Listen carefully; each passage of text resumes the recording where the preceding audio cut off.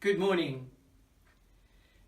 I can't emphasize enough how that we are living in the last dispensation of time. This is probation time, dear friends. It's a time that Jacob is wrestling with God. It's a time of life and death, blessings and curses. You will recall how that in the wrestling match of Jacob, he wrestled with God. And even through excruciating pain, he held on to God and he said, I will not let you go until you bless me. And how that God, because of the persistence of Jacob, because of him holding on, it's those who prevail to the end, dear friends, that will be saved, because God's words are, no longer will your name be Jacob. It'll now become Israel, because you have wrestled with God and you have succeeded. Dear friends, when we cry out to God for salvation, He will hear us. I also want you to notice that the way in which we're going to experience God's final appeal is through the blowing of trumpets. And I want to show you that. That's why Jacob's wrestle and the blowing of the trumpets are synonymous.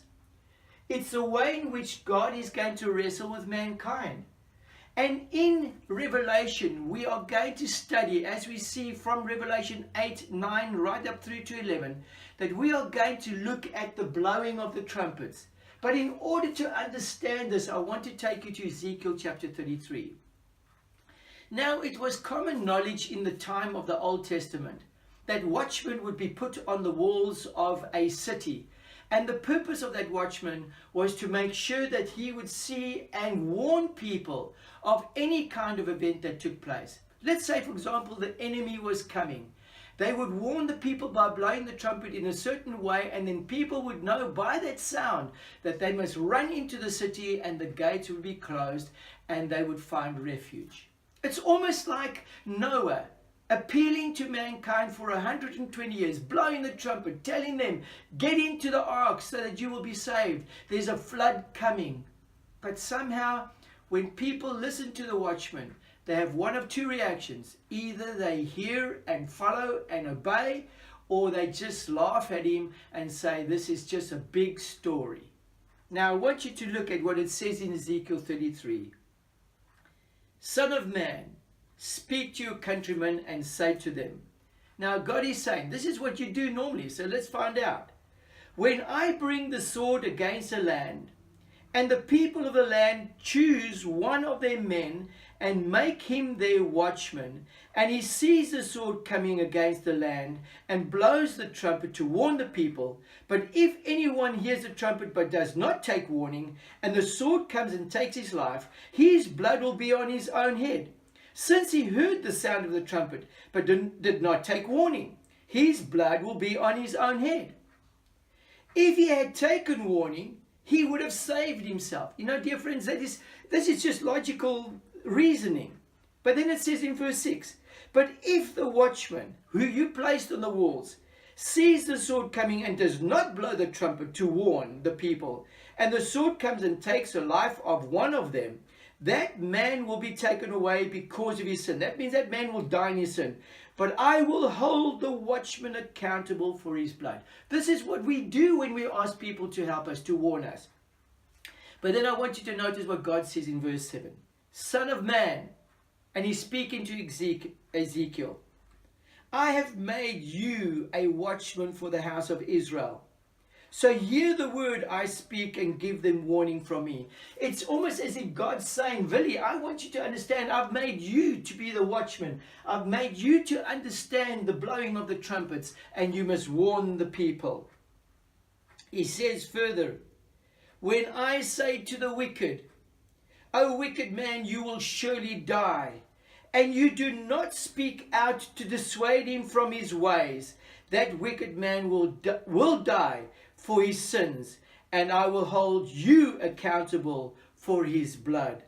But if you do warn the wicked man to turn from his ways, and he does not do so, he will die for his sin, but you will have saved yourself. You know, dear friends, I can't help but have to reveal to you what I have discovered in God's word. It says further in verse 10, Son of man, say to the house of Israel, this is what You are saying, our offenses and sins weigh us down, and we are wasted away because of them. How then can we live? Dear friends, when I listen to the cry of the world, we are starting to say it's because of the things that we are doing that we are destroying the world. And then the question is asked, how then can we live? Say to them, verse 11, God says, it's not reaching out to the arm of flesh that's going to save you. It says, say to them, as surely as I live, declares the sovereign Lord, I take no pleasure in the death of the wicked, but rather that they turn from their ways and live. Turn from your evil ways. Why will you die, O house of Israel? You know, again, dear friends, I want you to notice that he's appealing to those people who have made the decision for him. Do you want to carry on in your sin, or do you truly want to be of the house of Israel? Then he says in verse 12, therefore, son of man, say to your countrymen, the righteousness of the righteous man will not save him when he disobeys, and the wickedness of the wicked man will not cause him to fall when he turns from it. You know, he's saying, if you think your righteousness is going to save you, that's not going to be the truthfulness of it. It's only when you heed the cry and turn from your ways, even though you've been a very righteous person, but you turn from your ways, then you will have salvation.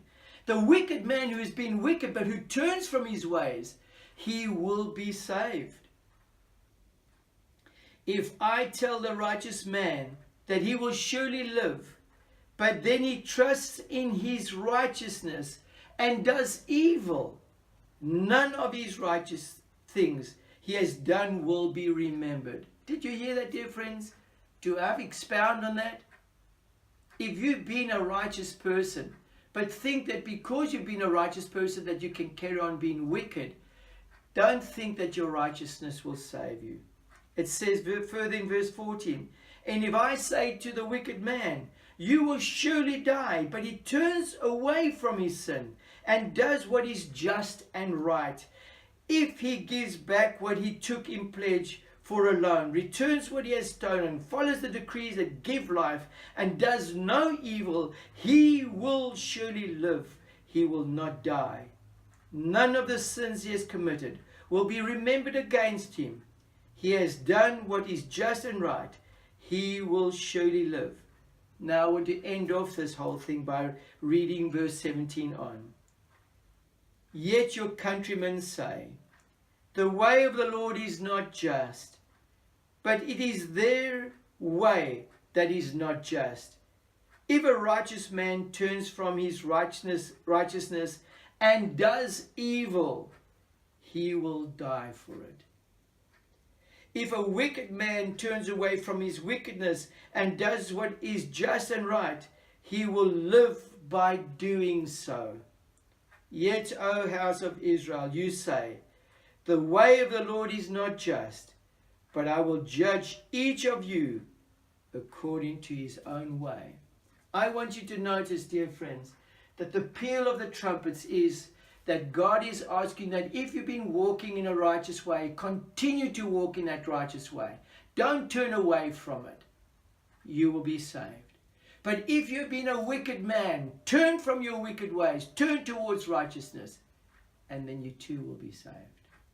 May God help you to see as we move into the final heartbeats of this world and we discover what the watchmen are saying as they blow the trumpets. Now, I do want to tell you as I finish off here, dear friends, that many years ago I wrote a study method called Revelation Now Revealed. And I'm going to be using this study method to explain to you the blowing of the trumpets. And you'll see here on the board, I've already done the first sketch, which we are going to look at tomorrow. Now, I want to say to you, the first 100 of you who send me an email asking me for this book will receive this book for free. May God bless you as you study this word with me today.